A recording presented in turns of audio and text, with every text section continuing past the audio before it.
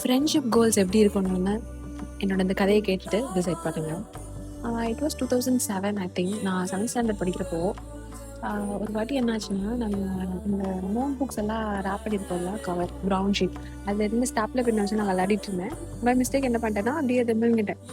So அப்புறம் என்ன ஆச்சுன்னா, நான் பயந்துட்டு ரொம்ப இருந்துச்சு. குட்டி வயசு நமக்கு கொஞ்சம் பயம் இருக்கும்ல. So I was so worried. And நான் வந்து என் ஃப்ரெண்ட்ஸ் கிட்ட சொல்கிறேன், இப்படி வந்து ஸ்டாப்ல பின் வந்து சாப்பிட்டுட்டேன்னா என்ன பண்ணுறதுன்னு தெரில.